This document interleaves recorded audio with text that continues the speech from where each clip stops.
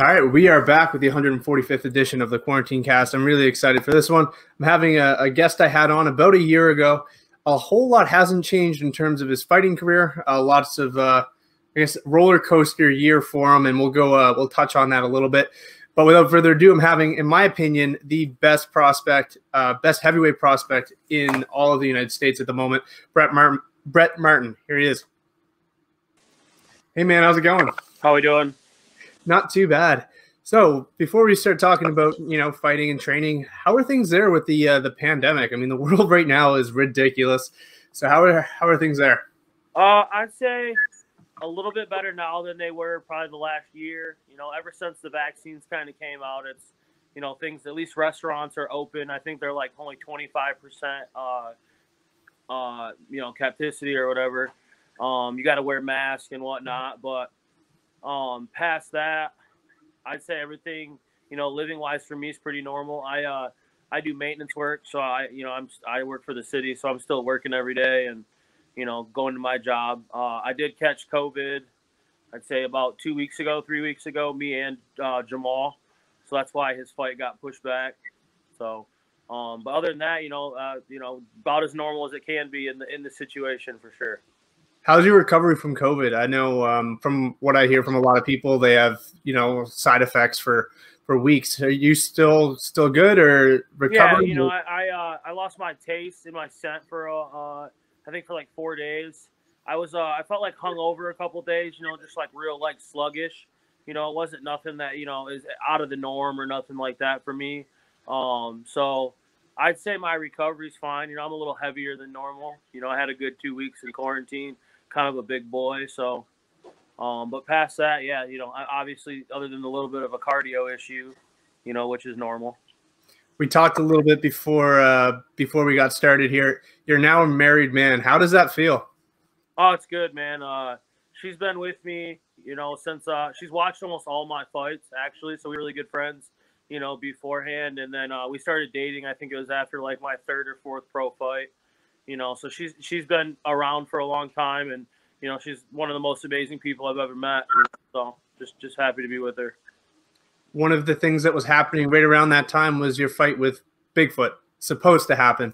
Yeah. For people who aren't aware, what was it? What kind of happened? What happened that caused that fight to fizzle? And that's the biggest upsetting part about it is it sounded like it was a medical issue, like an EKG couldn't get cleared in the United States because of his heart or whatever reason.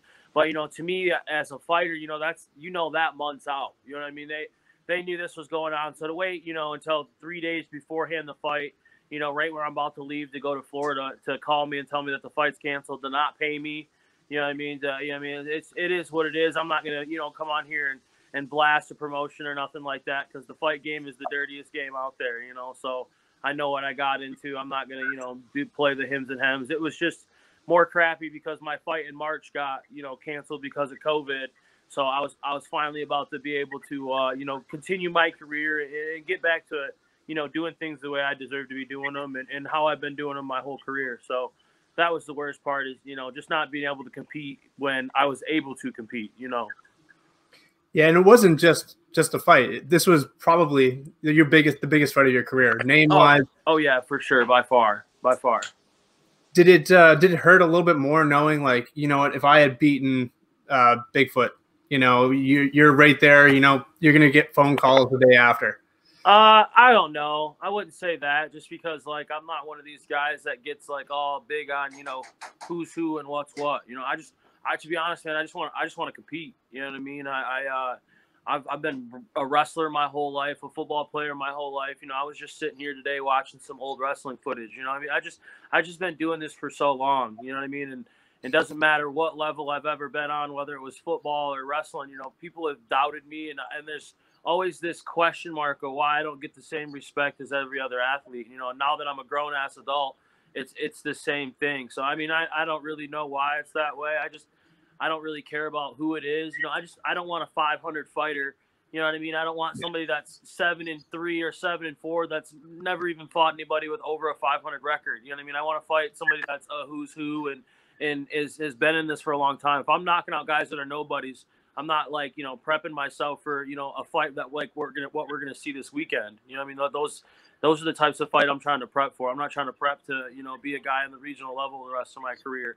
And that's the sad part is I can't, find a fight because of, these types of things. The guys I'm taking fights with are, my last 3 fights that I've had scheduled were all, guys that are 40, 45 years old with, over 100 fights or been around the game forever. So, I mean, it's just we don't really know what way to turn, or we're just trying to scrap. To be honest with you,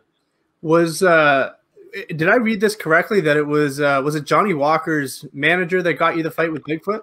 Yeah, and Lucas, I think is his name, Lucas Lutkus, maybe. Yeah, and he had just reached out. I think he had reached out to me a few years ago on social media about managing me, and I run with the same management company. I helped him, start up back in the day when a fighter left team, and then now that fighter's back, and we got a good team going. And I'm just about, building my own thing. I mean, I like all these other management companies. I see them doing good things, but those guys got hundreds of fighters in there. You know what I mean? Like, I'm not saying I need special treatment because I can take care of myself. I practically do. I don't believe in leaving the people who have built me this far just because you can get me a fight in the UFC. I don't think it should be that way. I mean, I think the best guy should get the opportunity. Not, hey man, if you sign with me, I can get you in there. Like that, to me, that's bullshit. And I don't think that's how this fight game world should be. But that's where we lie. So it is what it is. Yeah, there really isn't a whole lot of loyalty left. I find guys are bouncing around both management and gyms and stuff like that. So it is good to see that, even if it's taking you a little longer to get there, you are remaining loyal. I think that's and I mean, like I say all the time, and I got belts hanging on my wall that, guys in the UFC dream they had. Because I beat one of those guys for it. So yep. At the end of the day, I don't care. I didn't get in this to not really say I don't ever want to be the UFC champion, but I didn't get into it for that. I mean, I could go to my grave right now knowing that I've been helping Jamal with his last couple fights, and I'm the happiest kid in the world, because I grew up wrestling. So that's a team sport as much as it is an individual sport. So, I grew up helping my buddies be successful just like I am. So I could care less whether it's me or them.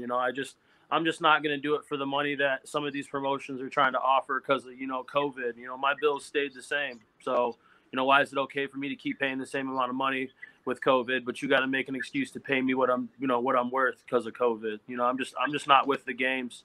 So maybe that's why I'm not there. I don't really care. I'll go to my grave that way then. You mentioned one of those guys, Josh Parisian, is a guy that you've beaten before. Is it frustrating to see, like he's in the UFC, guys that I've beaten before are getting these calls, and you know what?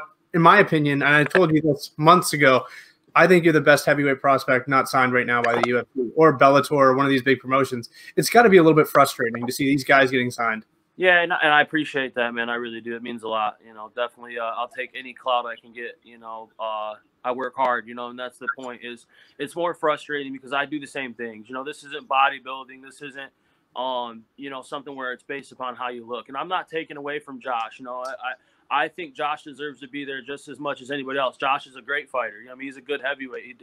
He's got a lot of skills that other heavyweights don't showcase. You know what I mean? So obviously he's an entertaining fighter and he deserves to be there. But like Justin Gaethje just posted, I think I shared it on my story earlier. You grow up here and they want these types of fighters. And you see these things happen with Aljamain Sterling and that other dude, I can't remember his name, that fought Andrews, Eric Andrews. He talked all week, and then got hit with an illegal blow and then did the same thing Aljamain did. You know what I mean? So it's like you hear so many people say this and that, but you never know what to do until you're in those shoes. And, I'm just trying to do the best I can in these shoes, Yeah, I mean, last time we spoke, one of the things I was asking was, what do you think it will take? Is it marketing? Is it what is it? Is it these short notice fights? Do you like that's why I texted you when I found out that Don'Tale Mays was out. I was like last minute replacement. Do you think that's what it's going to take? Is like one of these like last minute opportunities, or what do you think it's going to take? To be honest with you, the last I heard, they don't want me. You know what I mean? And I don't know how long that's going to last. I don't know. They obviously know who I am. My boys in there just dismantling people. And so I wish I had the answer to that question. I wish I was some magician that could just, flash this up. I don't, and I do my best not to get frustrated and say, crazy things, but, I got dreams, man. I've been, I don't do things that other people do. I don't go out and blow money. I don't go to casinos. I don't know. I mean, I work and I put my money towards, my dreams and my legacy that I want to build with fighting and outside of fighting. I hope to bring kids into this world, and, I just hope that they can look back and say, at least my dad, did this the right way and stood up for himself in a world that I feel like people are scared to stand up for themselves. I mean, I think that's like the biggest thing that's wrong with our world is people are so scared to, be strong in their word and believe in themselves that, everybody's too busy worried about what people are saying is the way or how this is the way or this is how you should do it. I've always been different. So I don't want to change that now. I'm a grown man. Yeah. Yeah. I mean, I think that's very respectable, especially in this industry. That being said, you did talk about a friend of yours, a training partner, Jamal Hill. Seeing his success, how great does that feel as a friend and as a teammate? And I don't want to say it's just him, you know what I mean? Because he's not from one of these huge gyms where there's multiple guys in there. I mean, this is just some small gym in Michigan, and it's one of those stories of a place trying to be something. You know what I mean? I think that's the most beautiful part about it for me is, when this whole thing first happened, we weren't like full-time training partners. I'd say, maybe 2 or 3 days a week at most. Yeah. But once this hit, I wasn't allowed to cross train, and with him being in a camp, you know what I mean? My Muay Thai team understood, you know what I mean? So I jumped gyms. I still, would work with my Muay Thai coach, and I'm still in contact with him at the other gym. It's just, I didn't change my loyalty based upon, you know what I mean? I think I need to be better. It was just more of, he knows where my loyalty lies with my friends and my fellow fighters. So, I'm going to do whatever I have to do to make sure Jamal's ready for his fight. So obviously with him doing well, it makes me just as happy because, my dream of going to the UFC was either to fight at a fight or corner at my first UFC event, and I got to do that, with him when he beat Klitzen. So, I mean, what better of a way to spend your life, you know what I mean? So all I can do is be grateful, obviously with the COVID, not being able to scrap is sucky, but, I work a full-time job and I work my ass off, with this fighting stuff. And that's what most people don't understand is, I put in a lot of work behind closed doors that, 99% of people don't know about. So, being able to use that money to go enjoy a trip because, I'm able to was one of the best parts. And it makes it even more sweeter for me because it means I'm doing this for the right reasons. Yeah. I mean, I love that. I think I love everything that you're about, the loyalty and your friendship and the fact that, it doesn't matter if it's you or Jamal, just seeing success. It's good to see. You don't see it very often. And it's not even Jamal, man. I mean, his coaches, the guy that owns his gym, he spent time in the military for years.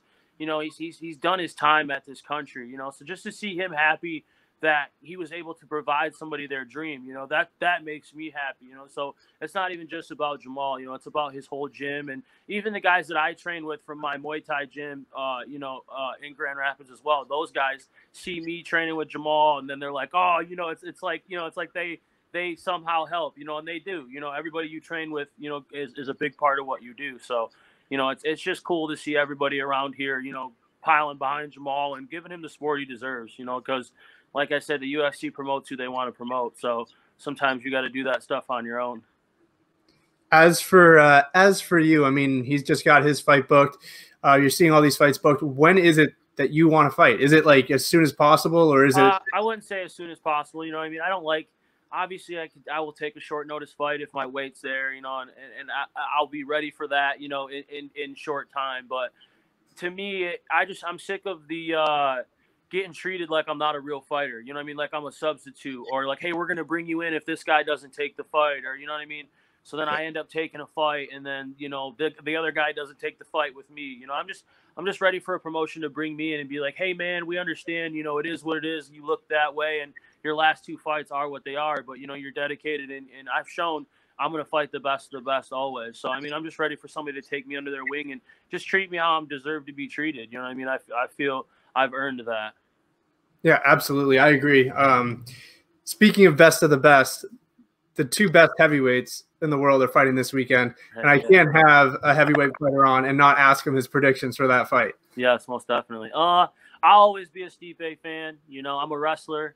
I actually used to wrestle in Cleveland all the time growing up, doing a tournament with a couple of my buddies. So it was weird that, that's, his neck of the woods. And So I'll always be a big Stipe fan. I like Francis and what he's doing. You know, but I'm the cream of the crop for a heavyweight. That's the worst juju for a power puncher. So obviously I love a guy like Stipe who can mix it up like me, you know, beat that big power puncher that, you know, just has that kiss of death, I guess you could say. All right, man. Well, I don't want to take up too much more of your time. Thanks again for the time. I feel like we haven't talked in forever, but it's always catch up. I just really appreciate you having me, man. Like I said, I haven't had a fight, so I haven't even been on a camera really about anything, or, you know, even just got to talk and, you know, speak my you know, my P's and Q's, I guess you could say. All right, man. Well, is there anyone you want to shout out or any social media you'd like to plug before we end it? Yeah, you know, if anybody wants to follow me, it's just, you know, Brett Martin's the easy way to find me on most social media. Big Dog is the nickname. You know, obviously shout out to my team and, you know, my other team over at Black Lion with Jamal and all those guys. And, you know, my management company, I know he's been trying to get me fights, and, you know, I'm not the easiest guy to find fights for, you know, because like I said, I don't fight for no 300 or no BS like that. Like some of these guys are trying to offer these young men, which makes me sick, but whatever. So big shout out to my management company, and, you know, obviously, like I said, I appreciate you having me on, and, you know, much love to all my family that keeps supporting me through this crazy sport, and, you know, we'll get ours when the time's right. All right, man. Well, thanks again for the time, and hopefully we do it again after a fight and after you get your hand raised. If not, you'll probably see me doing some jiu-jitsu or something sooner than later. You know, I'm a grappler, so I ain't scared to step up with some of these so-called grapplers. All right, man. I love it. Stay safe, man. Don't get COVID again. Yeah, and, right. Best of luck to you, man, and whatever's next. Yeah, man. Take it easy. I appreciate you. All right, there you have it. Brett Martin. Like I said, been a fan of his for a while. We've talked months ago, and if you guys haven't checked out that interview, check that out. We go into more detail about his upbringing and stuff like that in that interview. And if you guys haven't, make sure you guys like, comment, and subscribe, because I need some more. I need some more subscribers. We're struggling. You know, we're putting out all these videos, but, you know, not a whole lot of subscribers. So be sure to do your part and like, comment, and subscribe. Even if it's negative comments, I don't care. Just write something down and subscribe. And yeah, we'll see you guys next time.